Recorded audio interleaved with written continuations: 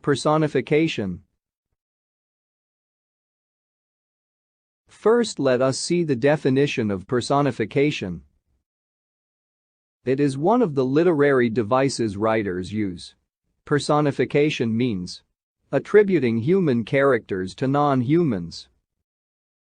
A non-human can be a plant, an animal, a non-living thing like tables, chairs, etc. We will learn the usage of this device by practicing some examples. 1. My bedroom's door started screaming. 2. Oh my gosh. My new watch has died. 3. My keys and bangles in my bag are playing irritating music. 4. The hens were laughing at my kitten's appearance. 5. Who said, the stars do not smile at me? 6. The cute duck has been expressing her sorrow and grief. 7. It seems like my old television is in extreme depression. 8. My intelligent cats are taking dance classes. They love to dance. 9. I am surprised why Anderson's dog is yelling at me. 10. The keyboard is pulling and torturing my fingers. I need to change it. Now read 2 poems with me and note down the usage of personification. Poem number 1. My Little Red Bag. Poetry by Alan Loren. Has anybody seen my little red bag? It seems to have a mind of its own. It carries itself with an air of pride. But its ego is just overblown. You see, it really doesn't understand that it is I who carry it to and fro. But still I need that little red bag. Because it is time to go. Poem number 2. The Computer. Poetry by Alan Loren. The computer ran at breakneck speed as it spit out all sorts of data. When suddenly it started to sputter and shake. And we all said, what is the matter?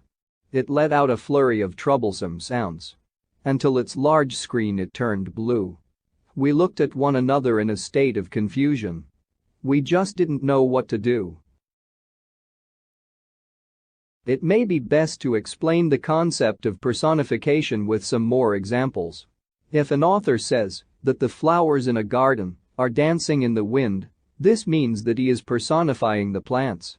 Well, the flowers are clearly not dancing, they are moving in response to the wind currents, but saying that they are dancing. Saying the bell door is ringing angrily or the bell door is roaring is another example of this. The bell door isn't angry, but the person listening to the bell door is perceiving it that way, and this helps to set the tone for the content of a creative writing.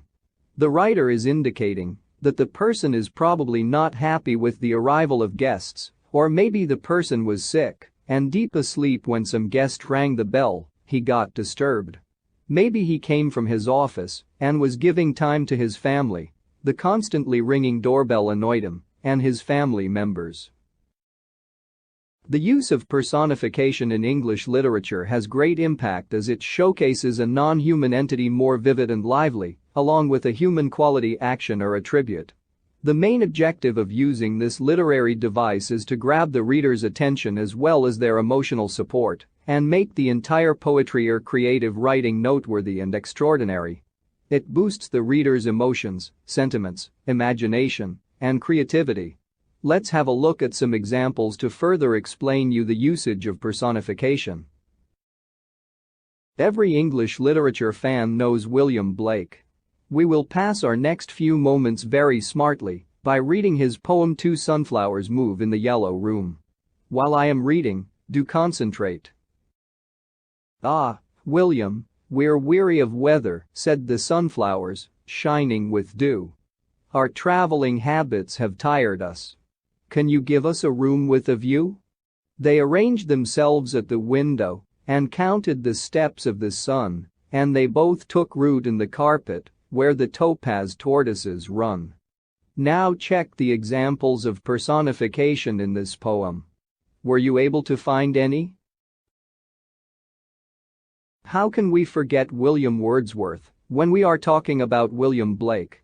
Enjoy the next poetry. I Wandered Lonely as a Cloud by William Wordsworth.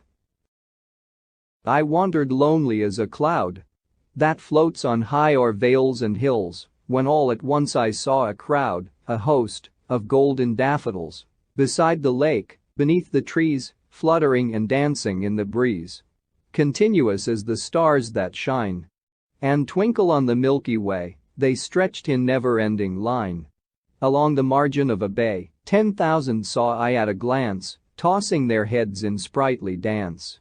The waves beside them danced, but they outdid the sparkling waves in glee. A poet could not but be gay in such a jocund company. I gazed and gazed, but little thought what wealth the show to me had brought, for oft, when on my couch I lie in vacant or in pensive mood, they flash upon that inward eye, which is the bliss of solitude, and then my heart with pleasure fills as with the daffodils. Were you able to find any example of personification? If not, read the poem again. Notice the human actions that golden daffodils are performing. I can give you an example. The daffodils are dancing. Personification can help you become good writers, debaters, essayists, etc. This will eventually brighten your career. Now you must be thinking, what is the literary device for giving a human unhuman attributes? Wait for our upcoming video. We will try our level best to answer this question. Stay tuned. It will be great of you to like, share and subscribe to our channel. Our team will feel motivated. Also share the topics that you want us to explain.